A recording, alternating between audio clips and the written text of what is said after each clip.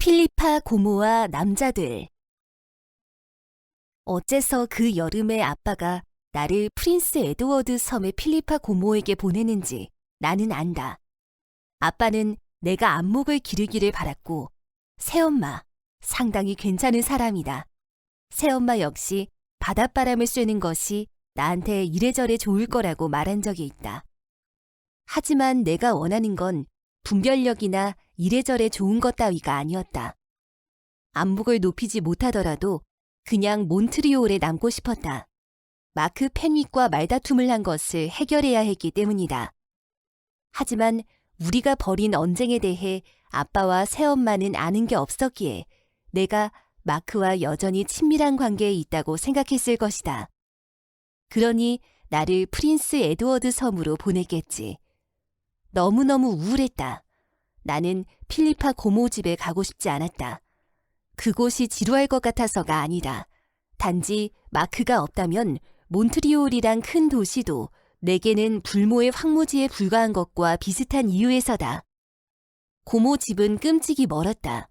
마크는 틀림없이 나와 화해하고 싶어 할 텐데 1100km나 떨어진 곳에서 어떻게 화해를 한담? 그렇지만 나는 프린스 에드워드 섬으로 향할 수밖에 없었다. 18년을 살며 지금껏 아빠의 의견에 따르지 않은 적이 없었고 무엇보다 아빠의 말은 거역하기 어려웠다. 언제가 될지 모르지만 마크와의 결혼을 결심하게 될 날을 위해 저축하듯 차곡차곡 용기를 모으는 중이었다. 고모집 방문 같은 사소한 일에 아까운 감정을 낭비할 수는 없었다. 아빠의 마음을 이해하기란 쉬운 일이 아니었다. 물론 아빠가 마크의 할아버지인 존 패닉 씨를 싫어하는 건 당연했다. 아빠를 명예훼손으로 고소한 뒤 재판에서 승소한 전력이 있으니까. 하지만 어떤 정치 이슈에 대해 공방이 벌어졌을 때 자극적인 신문 기사를 쓴 사람은 아빠 본인이라는 사실과 비록 선거 기간이라 하더라도 다른 사람에 관해 절대로 해서는 안 되는 말이 있다는 건 인정해야 한다. 어쨌든 아빠가 마크까지 미워할 필요는 없다. 사건이 벌어진 건 마크가 태어나기 한참 전이니까. 비록 아빠만큼 격렬하게 반대하지는 않았지만 존 할아버지 역시 우리의 만남을 달갑지 않게 여겼고 툴툴대며 짜증을 내기도 했다. 나와 마크를 둘러싼 상황은 이처럼 순탄하지 못했다. 말다툼 따위는 명함도 못 내밀 정도였다. 게다가 나는 마크가 토론토로 출장을 떠난 사이에 프린스 에드워드 섬에 발을 딛게 된 것이다. 공교롭게도. 다음 날 오후 필리파 고모는 나를 마중하러 코펠리역에 나와 있었다. 고모 외에는 아무도 없었다. 설령 수천 명의 인파가 모였다 하더라도 한눈에 고모를 알아보았을 것이다. 굳게 담은 입, 꿰뚫어 보는 듯한 잿빛 눈동자, 그리고 굿인가의 것이 틀림없는 코를 확인하면 그만이니까. 고모는 누구도 감히 입을 엄두도 못 낼 거대한 노란색 장미가 흩뿌려진 초콜릿 무늬의 가운을 입고 흰색 바탕에 파란색 줄무늬가 들어간 앞치마를 두르고 있었다. 고모는 나를 반겨주었지만 딴 데 정신이 팔린 것 같았다. 내가 들고 온 트렁크를 어떻게 집까지 옮길지 궁리하는 듯했다. 몬트리올에서는 평범한 크기에 불과한 트렁크지만 코펠리역에 서 있는 고모의 눈에는 마치 거대한 산처럼 보였을 것이다. 마차 뒤에 단단히 묶으면 될 것 같긴 한데 고모는 못마땅한 듯 말했다. 일단 여기에 내려놓고 오늘 밤에 소년 하나를 시켜 가져오라고 하는 게 낫겠어. 그때까지는 너도 별일 없잖아. 그렇지? 은근히 비꼬는 말투였다. 나는 고모의 말에 순순히 따랐다. 하루쯤 가방 없이 지낸다고 해서 큰 문제가 생기는 건 아니니까. 그래, 제리를 시키면 돼. 고모가 마차에 올라타며 말했다. 사실은 그 애한테 널 데리러 오라고 할 생각이었어. 걔는 바쁜 일도 없으니까. 나는 로데릭 맥칼리스터 부인의 장례식에 가야 했거든. 그런데 두통이 심해서 도저히 장례식에 갈 상황이 안 되더라고. 살만해지니까 장례식에 참석하지 못한 게 아쉽네. 로데릭 부인은 104년을 살았는데 그 사람 장례식에는 반드시 가겠다고 다짐했었거든. 필리파 고모는 조금 우울해 보였다. 하지만 풀로 뒤덮이고 느릅나무 그림자가 아름답게 늘어진 길을 통과하면서부터는 다시 기운을 되찾은 것 같았다. 고모는 몸을 휙 틀어 나를 꼼꼼히 뜯어보기 시작했다. 실물보다 사진으로 볼 때가 더 낫구나. 하긴 사진을 실제보다 돋보이게 하니까. 그래서 내가 사진을 안 찍는 거야.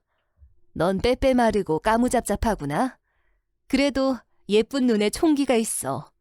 너희 아빠는 내게 사람 보는 눈이 없다고 편지까지 써보냈지만 말이야. 분별력을 가르치라는데 사실 그건 힘들기만 하고 보상도 못 받는 일이야. 그냥 바보로 살게 하고 말지. 고모는 활달하게 뛰는 말에게 채찍을 휘두르며 방향을 조정했다. 글쎄요. 그래야 세상살이가 재미있죠. 나는 심술궂게 말했다. 합리적인 인간들만 존재하는 세상은 얼마나 삭막하겠어요. 고모는 나를 힐끔 곁눈질하고는 어디 한번 겨뤄보자는 듯한 내 발언을 무시했다. 너는 결혼이란 걸 하고 싶니? 고모가 물었다. 클 때까지 기다리는 게 좋아. 몇 살이 되어야 다 컸다는 말을 들을 수 있는데요. 나는 진지하게 물었다. 그건 그때그때 다르지. 태어나자마자 어른스럽게 구는 사람이 있는 반면에 여든이 돼도 전혀 자라지 않는 사람이 있어. 로데릭 부인은 후자였어. 100살 할머니가 10살 아이처럼 철이 없었다니까. 그러니까 오래 사셨겠죠. 내가 대꾸했다.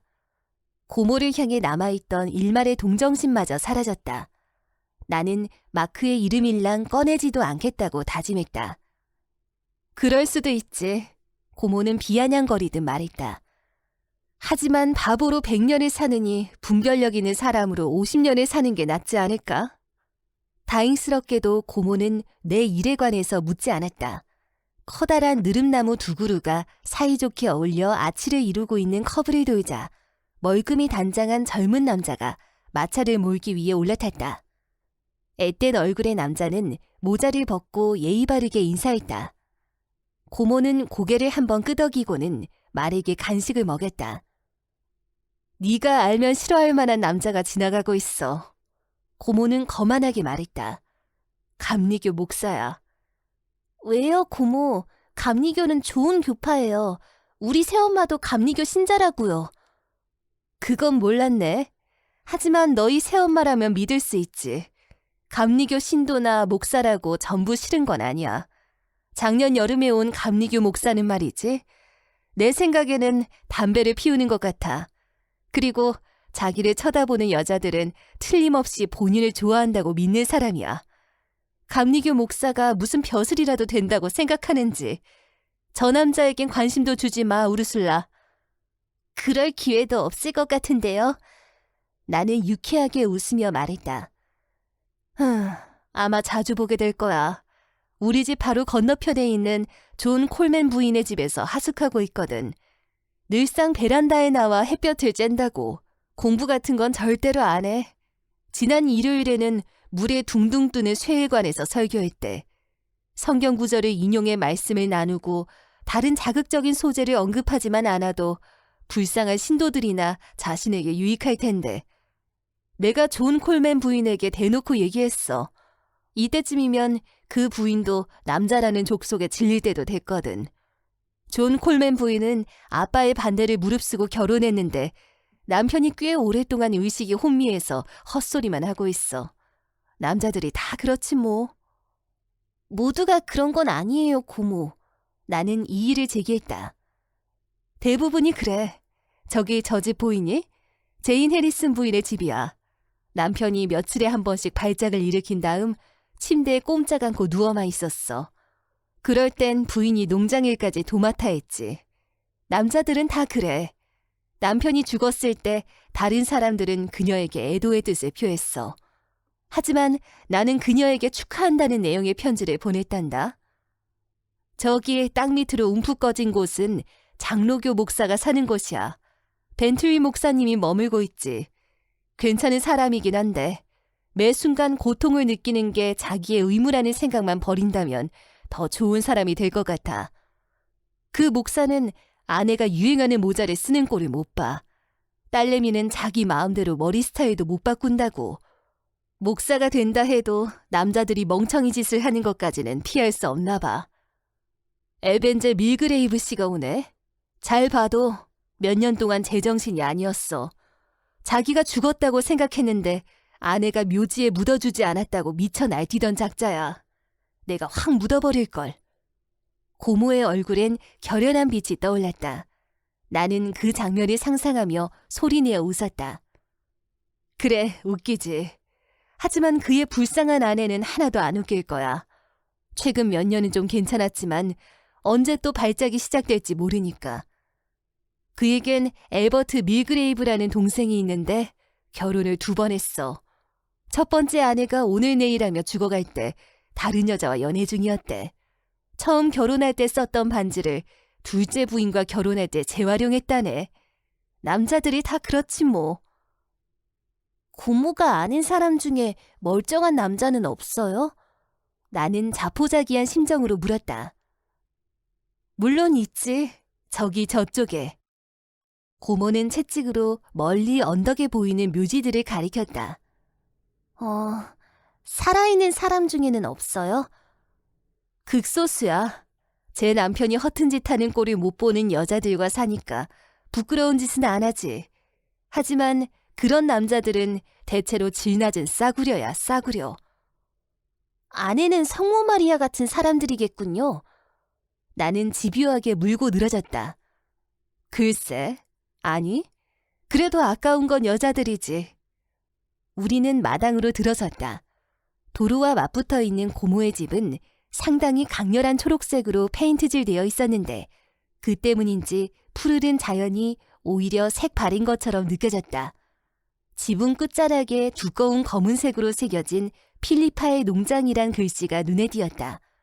농장은 단정하게 정돈되어 있었다. 부엌 문간에는 고양이 한 마리가 몸단장 중이었다. 하얀 털에는 검정, 노랑, 회색, 갈색의 반점이 골고루 박혀 있었다. 요셉이야. 알록달록한 털 때문에 그렇게 불러. 하지만 고양이는 내 취향이 아니야. 나랑 어울리기엔 너무 남자 같거든. 고모가 말했다. 고양이는 여성스러운 동물로 알려져 있는데요. 나는 마차에서 내리며 대꾸했다. 그렇게 알려지게 만든 사람이 남자겠지, 그럼. 고모는 이렇게 응수하며 소년 하나를 손짓하여 불렀다. 제리, 프린스를 제자리에 데려다 놔라. 집 안으로 들어가며 고모가 귀띔했다. 제리는 참 괜찮은 애야. 작년 여름엔 짐 스펜서라는 아이가 일을 도와줬는데 장점이라고는 대단한 먹성 하나뿐이었지. 수학기까지는 나도 어찌어찌 잘 버텼는데 하루는 인내심이 바닥났어. 걔가 뒤뜰에 있는 크림통을 넘어뜨리고선 놀랄 만큼 당당한 반응을 보이지 뭐냐? 호탕하게 웃으면서 그게 토지에 아주 유익할 거라는 거야. 난 크림 걸음으로 뒤뜰을 치장할 생각은 눈꼽만큼도 없다고 말했지. 남자들은 다 그래. 이리 들어오렴. 차를 내줄게. 아까 출발하기 전에 미리 준비해뒀거든. 레몬파이도 있어. 존 켄트웰 부인이 보내준 거야. 난 절대로 레몬파이를 안 만들어. 10년 전 마을 축제에서 레몬파이를 만들어 상을 받은 적이 있는데 혹시나 내 얼굴에 먹칠할까봐 그때 이후로는 안 만들고 있지. 고모 집에서 보낸 첫 달은 나쁘지 않았다. 쾌청한 여름 날씨와 바닷바람이 환상적이었다. 고모네 농장은 해변까지 잇따 있었기 때문에 나는 주로 해변에서 시간을 보냈다. 바다를 향한 경사지 곳곳에는 그림처럼 예쁜 농가들이 있어서 그곳에 사는 친척을 방문하러 온 사람들과 함께 어울리기도 했다. 스프루스 껌과 딸기류, 양치식물 등을 수확했고 고모에게서 버터 만드는 법도 배웠다. 마크가 기별이라도 주었다면 완벽한 전원 생활이 되었을 것이다. 하지만 아무 소식이 없었다. 내가 한마디 말도 없이 프린스 에드워드 섬으로 와버려서 골이 잔뜩 난 게 분명했다. 마크라면 이해해줄 거라 믿었는데. 고모는 아빠가 나를 이곳으로 보낸 이유를 묻지 않았지만 부부간의 고난에 관한 이야기는 단 하루도 거른 적이 없었다. 베란다에 앉아 불행한 여인들이 끊임없이 필리파의 농장을 지나가는 모습을 보면 측은한 마음마저 들었다. 다른 집을 방문하거나 손님이 찾아오지 않는 한가한 오후에는 고모와 함께 베란다에 앉아 시간을 보냈다. 그럴 때면 고모는 할머니에게서 물려받은 구식 물레를 빙빙 돌렸고 나는 뜨개질을 하는 척했다. 꽃으로 장식한 나무 의자에 앉은 고모의 등 뒤로 곱디 고운 제라늄 꽃송이와 파릇파릇한 잎사귀들의 아름다운 풍경이 펼쳐졌다. 고모는 특정한 모양이 잡혀있지 않은 깨끗한 가운을 즐겨 입었고 진회색의 머리칼은 귀 뒤로 항상 단정하게 넘겨빗었다. 요셉은 나와 고모 사이에 앉아 잠을 자거나 가르랑거렸다. 물레질을 하는 와중에도 누가 집 앞을 지나는지 철두철미하게 관찰하던 고모 덕분에 나는 금세 이웃들의 신상에 빠삭해졌다. 고모는 옆집에 사는 가련한 남자, 그러니까 베란다로 나와 가볍게 산책하거나 책을 읽는 감리교 목사에 대해서 결코 좋게 말하는 법이 없었다. 어떤 모임에서 한두 번 글을 봤을 때 상당히 괜찮았는데 말이다. 그에게 연락처라도 묻고 싶었지만 감리교 목사라면 집 근처에 얼씬도 못하게 하는 고모 때문에 감히 그럴 수가 없었다. 내 장례식에 그 목사가 조문을 오면 벌떡 일어나서 내쫓을 거야. 그래도 며칠 전 선원 부인의 장례식에서 보니 아주 멋지게 기도를 하던데요. 그래, 기도는 잘하지. 저쪽 아래 항구에 시몬 케네디라는 사람이 있는데 만날 취해 있거나 술이 고픈 상태야.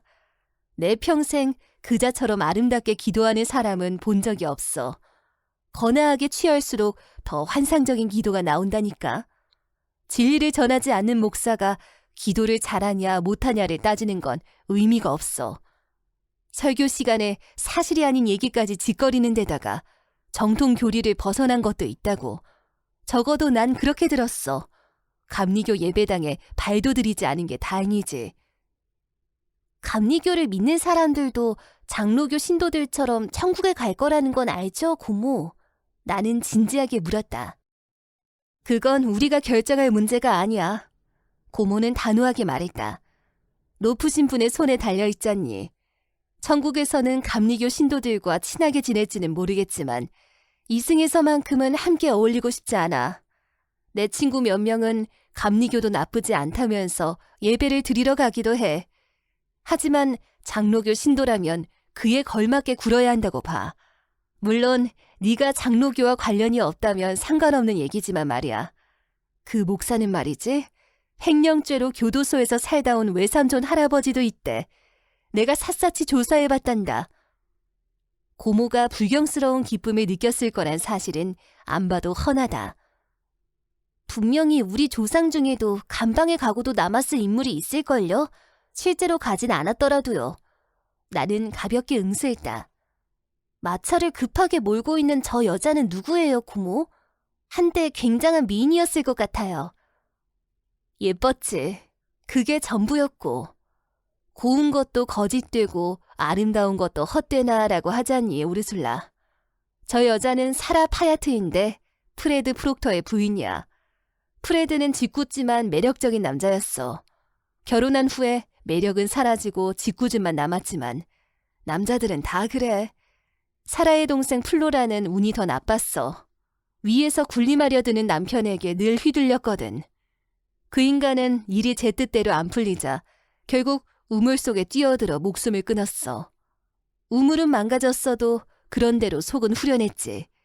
가련한 플로라는 우물을 다시 사용할 엄두도 못 내고 있지만 말이야. 남자들이 다 그렇지 뭐. 기차역 쪽으로 가는 저 사람은 에녹 앨런이라는 노인네야. 적어도 90살은 됐을걸. 20년 전에 부인이 죽었어. 노인이 20살 되던 해에 결혼했으니 둘이 50년 동안 함께 산 셈이지. 성실한 부인이 열심히 일해서 자기 남편을 가난해서 끌어냈는데 남편이란 작자는 아무 의욕도 없었어. 게으르진 않았지만 궁둥이를 땅에 붙인 채 꼼짝도 안 했지. 남편에겐 감사함조차 없었어. 부부가 싸우는 날에는 부인의 입이 거칠어졌지. 잘못한 사람은 늘 남편이었으니까. 부인이 죽자 우리 아버지가 그 노인네를 도와 장례를 치러줬어. 노인네는 묘소에 오고 가는 길에 입도 빵긋하지 않았대. 그런데 집에 돌아오자마자 진지한 얼굴로 이렇게 말했다지 뭐야? 헨리, 믿을지 모르겠지만 오늘은 내 인생에서 최고로 기쁜 날이네. 남자들은 다 그래. 노인네에게 남동생이 하나 있었는데 이런 부류의 인간 중에서도 최고로 악질이었어. 죽은 아내가 입은 수의에 금으로 만든 브로치가 하나 달려 있었는데 시신을 관에 넣기 전까지는 그걸 몰랐대. 뒤늦게 알아차린 그놈이 한밤중에 공동묘지까지 가서 관을 파헤쳐 금브로치를 꺼내왔다지 뭐야. 으아, 너무 소름 끼쳐요. 나는 겁결에 소리를 질렀다. 생각만으로도 온몸의 털이 다 곤두섰다. 그렇지. 넌 대체 남자들한테 뭘 기대했니? 고모가 따끔하게 쏘아붙였다. 고모의 말은 이래저래 영향을 끼쳤다. 나는 곧잘 울적해졌다. 고모의 말이 전부 맞을지도 모르니까. 어쩌면 남자들에게 진실이나 지조 따위는 애초부터 없는 것일지도 모른다. 마크는 나를 잊은 게 분명했다. 그게 이토록 서운하다는 사실이 창피하지만 어쩌겠는가. 나는 도통 기운을 낼 수 없었고 얼굴은 창백하게 굳어갔다. 때때로 나를 빤히 바라보는 고모의 시선이 느껴졌지만 고모는 아무 말도 하지 않았다. 그게 도리어 고마웠다. 드디어 마크에게서 편지가 왔다. 아무도 없는 방에 들어온 후에야 겨우 읽어볼 용기가 생겼다. 나는 떨리는 손으로 편지를 뜯었다. 그의 문체는 건조했다. 이런저런 일로 많이 힘들었다고 했다. 우리의 말다툼 또는 프린스 에드워드 섬에서의 생활에 관해서는 아무런 언급이 없었다. 머지않아 마크는 회사의 업무를 수행하기 위해 남아프리카로 파견될 거라고 했다. 3주 안에 출발할 예정이며 적어도 5년 동안은 집으로 돌아올 수 없단다. 그를 향한 마음이 여전히 내게 남아있다면 헬리팩스에서 만나 결혼식을 올린 다음 남아프리카로 함께 가면 된다나? 그렇게 할 수 없다면 내가 더 이상 그를 사랑하지 않으며 우리 사이는 이렇게 끝났다는 의미로 해석하겠다고 했다. 그게 바로 마크가 보낸 편지의 요지였다. 나는 침대 위에 엎드려 편지를 읽는 동안 이제껏 참아왔던 눈물을 펑펑 쏟아냈다. 그럴 수는 없다. 나는 마크가 원하는 것을 해줄 수가 없다. 외톨이가 되어 도망치듯 결혼할 수는 없지 않은가. 쪽팔리니까 아마 평생 슬퍼하며 부끄러워할 것이다. 마크의 요구는 터무니없었다. 그는 내가 쫓기듯 하는 결혼에 대해 어떻게 생각하는지 안다. 남아프리카에는 기필코 가야 하는 상황인가? 어느 정도는 마크의 아버지가 마쿠에서 영향력을 미쳤겠지만 설령 그렇다 해도 마크가 끝까지 거부했다면 일이 이렇게까지 되진 않았을 거다. 남아프리카에 정 가겠다면 혼자 가게 해야지. 내 마음은 산산조각이 나겠지만 나는 오후 내내 베개에 얼굴을 묻고 흐느껴 울었다. 2번 다시 밖에 나가고 싶지 않았다. 아무도 만나고 싶지 않았다. 고모의 냉랭한 눈빛과 인생의 아름다움, 사랑의 현실을 발가벗기는 끔찍한 이야기들이 혐오스러웠다. 편지를 보낸 마크를 경멸하는 목소리가 벌써 들리는 듯했다. 남자들이 다 그렇지 뭐. 무슨 일 있니, 우르술라? 고모가 침대 옆에 서 있었다. 노크도 없이 방에 들어온 고모에게 분노가 치밀었다. 아무 일 없어요. 나는 맥없이 대답했다. 아무 일도 없는데 몇 시간이 내리 우는 거라면 정신이 번쩍 들도록 엉덩이를 맞아야지. 고모가 트렁크 위에 앉으며 내 얼굴을 찬찬히 들여다보았다. 똑바로 앉아서 대관절 무슨 일인지 빠짐없이 얘기해라. 여기선 내가 네 아빠나 다름없으니 나도 알아야 해. 그럼 그러든지요. 나는 마크의 편지를 내던졌다. 다른 사람이 본다고 신성모독을 하는 것도 아니니까. 그래서 더 슬펐지만 말이다. 고모는 마크의 편지를 2번이나 읽었다. 그런 다음 신중하게 접어 봉투 안에 넣었다. 그래서 이제 어쩔 셈이니? 고모가 노골적으로 물었다. 쫓기듯 결혼하고 싶지는 않아요. 나는 뚱하게 대답했다. 그래, 네가 그렇게 결혼하는 건 나도 용납 못해. 고모가 생각에 잠긴 얼굴로 말했다. 그건 비겁한 짓이야. 둘이 눈 맞아 달아났다는 얘기는 엉터리 연애소설에나 있다고. 어쩌다 피치 못할 사정이 생길 순 있어도 이번엔 경우가 다르지. 편지를 써서 그 애에게 직접 오라고 한 다음 내 집에서 결혼식을 올리자고 해. 굿인가의 방식대로 말이야. 나는 자리에서 일어나 고모를 멍하니 쳐다보았다. 내가 얼마나 놀랐는지는 말로 표현하기 불가능하다. 고모, 나는 고모가... 말이 제대로 나오지 않았다. 네 생각엔 내가 구닥다리 늙은이 같겠지. 사실이야. 고모가 말했다. 하지만 네 아빠나 타인의 말에 휘둘리지는 않아. 네 아빠가 마크를 싫어한다는 사실로 인해 나까지 편견이 생기는 건 아니라는 뜻이지. 네 아빠를 하루 이틀 본 것도 아니고.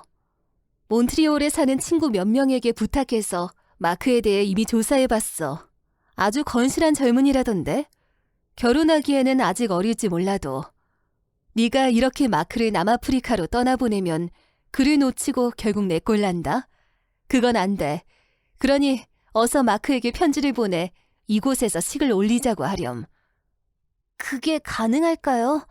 나는 숨이 턱 막혔다. 3주 안에 결혼식 준비를 할 수 있을지 모르겠어요. 아마... 혼수는 네 트렁크 안에 든 옷으로도 충분할 듯 싶은데.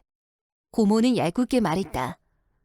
지금 네가 가진 옷은 우리 어머니가 평생 입었던 옷보다도 많아. 웨딩드레스를 사러 함께 가보자꾸나. 이 총구석의 웨딩드레스가 성에 안 차면 샬럿타운에서 공수해 오면 돼. 웨딩 케이크는 내가 직접 만들어줄게. 모양새는 수수해도 몬트리올에서 파는 것만큼이나 맛있을 거야. 분명 아빠가 뭐라고 하겠죠? 내가 물었다. 아주 시끄럽게 굴겠지. 고모의 얼굴은 어딘지 비장해 보였다. 하지만 네가 마크를 놓친 후에 겪게 될 상처에 비하면 그건 아무것도 아니야. 네 아빠에게 몇 자 적어보내야겠어. 참말로 사람 보는 눈이 없다니까. 양의 탈을 쓴 늑대 같은 남자들이 바글대는 세상에서 건실한 청년을 사위로 맡게 됐으면 덩실덩실 춤을 춰야 정상이건만. 남자들이 다 그렇지 뭐. 필리파 고모는 바로 이런 사람이었다. 이후 3주간 눈코 뜰 새 없이 바빴지만 더없이 행복해 보였다. 나는 웨딩드레스와 모자의 디자인과 소재만 직접 골랐고 나머지는 고모의 결정에 따랐다. 그게 나았다. 무거운 책임을 지지 않아도 되니까. 일가 친척은 물론 사돈의 팔촌까지 초대해서 결혼식을 성대하게 올리자는 의견에 내가 반대했을 때 고모는 이런 말로 가볍게 일축했다. 내 집에서 열릴 결혼식은 완벽해야만 해. 다시는 이런 기회가 오지 않을 테니 말이야. 고모는 음식을 굽고 조리하며 정신없이 바쁜 와중에도 혹여나 마크가 나타나지 않아도 너무 상심하지 말라는 조언을 잊지 않았다. 결혼식 당일에 예비 신부를 차버린 남자도 있어. 남자들이 다 그렇지 뭐. 마음의 준비를 해놓는 게 좋아. 물론 마크는 왔다. 우리의 결혼식 전날 밤에. 하지만 곧 목사관에서 들려온 소식은 고모를 비탄에 빠뜨렸다. 벤투엘 목사님이 어머니의 임종을 지키기 위해 노바스코샤로 와달라는 연락을 받고 급히 떠났다는 것이었다. 남자들이 다 그렇지 뭐. 고모는 씁쓸하게 말했다. 누구도 믿을 수가 없다니까. 목사라 해도 말이야. 이제 어떡한담? 다른 목사님께 부탁하면 되죠. 마크가 의견이 냈다. 다른 목사를 어디서 구해오는데? 고모가 따지듯 물었다. 클리프 턴빌에 있는 목사님은 휴가 중이고 머서에는 근무하는 목사가 아예 없고 게다가 이 마을의 목사는 그게 전부야. 벤투엘 목사님이 돌아온다 해도 결혼식 시간에 맞추기는 어려울 거야. 아니, 이젠 소용없어. 그 감리교 목사를 부르는 것 외에는 다른 방법이 없다는 뜻이지. 고모의 목소리에서 친통함이 느껴졌다. 고모는 감리교 목사가 주례하는 결혼은 무효라고 생각하는 게 분명했다. 하지만 마크와 나는 그다지 걱정되지 않았다. 사소한 문제로 고민하기에 우리는 너무 행복했으니까. 다음 날 우리는 하객들의 축하 속에서 젊은 감리교 목사님을 모시고 결혼식을 치렀다. 고모는 카라에 포인트 장식이 달린 검은색 실크 드레스를 입었는데 10년 전에 만들어진 옷임에도 여전히 광택이 나면서 고급스러웠다. 식이 진행되는 내내 평온해 보이던 고모는 목사님이 우리가 부부가 되었음을 선언하자마자 목청껏 소리를 질렀다. 자, 이제 누군가가 빨리 가서 부엌 지붕에 불을 꺼줘. 10분째 불타고 있어. 이 말을 들은 목사와 새신랑이 긴급 현장으로 달려갔고 고모는 펌프로 힘껏 물을 퍼냈다. 불은 이내 소화되었고 다행히 아무도 다치지 않았다. 그제야 조금 늦긴 했지만 우리 부부를 향한 축하가 쏟아졌다. 자, 조카 사위. 고모는 진지한 표정으로 마크와 악수하면서 말했다. 평생 도망갈 생각일랑 마라. 주례자가 비록 감리교 목사였더라도 말이야. 고모가 기차역까지 데려다 주겠다고 한사코 우기는 바람에 우리는 기차에 올라타고 나서야 비로소 작별 인사를 할 수 있었다. 고모는 신부인 나보다도 훨씬 많은 양의 쌀을 맞았는데 그건 집에서 직접 만든 커다랗고 수수한 밀짚 모자 덕분이었다. 고모가 뜨거운 햇빛을 가리기 위해 온종일 쓰고 있던 모자 위에는 식장에서 하객들이 뿌린 쌀이 그대로 남아있었다. 그렇지만 전혀 우습게 보이지 않았다. 복장이 어떻든 간에 고모에게는 어떤 상황에서도 변치 않는 품위가 있었다. 고모, 내가 물었다. 대답해 주세요. 왜 내가 결혼하도록 도와줬어요? 기차가 움직이기 시작했다. 쫓기듯 결혼하는 게 싫어서 거절했던 적이 한 번 있어. 그때 이후로 여태껏 후회 중이거든. 기차가 덜커덩거리며 속력을 내기 시작하자 고모는 점점 멀어졌다. 고모는 우리를 향해 소리쳤다. 그때 결혼했더라도 역시 후회했겠지만 말이야.